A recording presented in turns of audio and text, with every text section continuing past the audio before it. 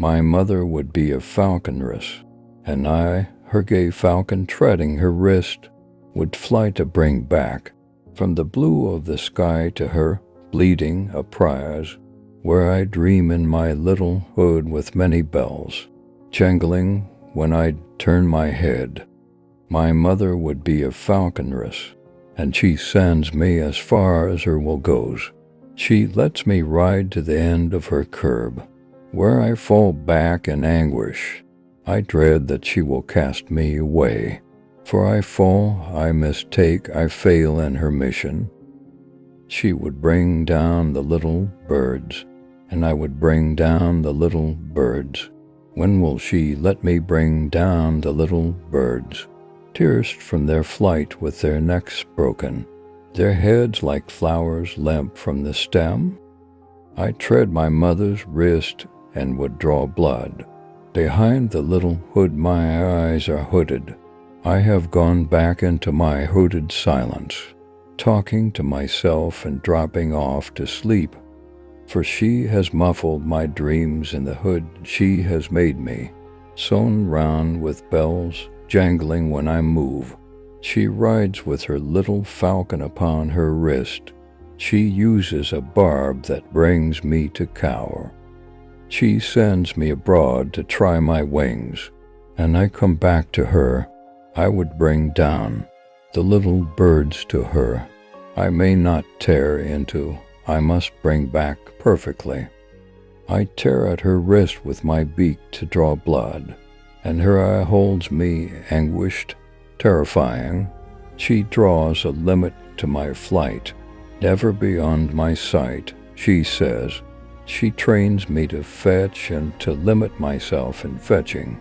She rewards me with meat for my dinner. But I must never eat what she sends me to bring her. Yet it would have been beautiful if she would have carried me, always in a little hood with the bells ringing, at her wrist and her riding, to the great falcon hunt, and me, flying up to the curb of my heart from her heart, to bring down the skylark from the blue to her feet, straining and then released for the flight.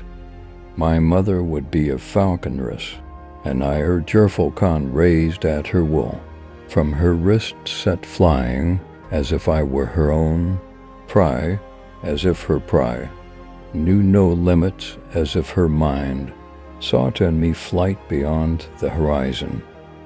Ah, but high, high in the air I flew, and far, far beyond the curb of her will, where the blue hills were the falcon's nest.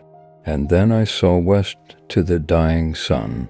It seemed my human soul went down in flames.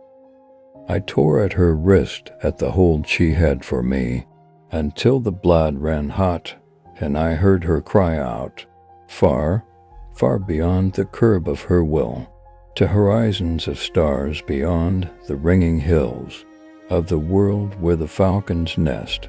I saw, and I tore at her wrist with my savage beak. I flew, as if sight flew from the anguish in her eye beyond her sight, sent from my striking loose, from the cruel strike at her wrist, striking out from the blood to be free of her.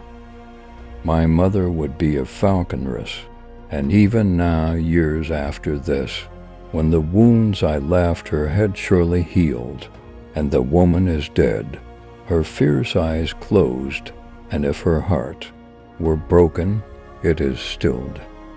I would be a falcon and go free. I tread her wrist and wear the hood, talking to myself, and would draw blood.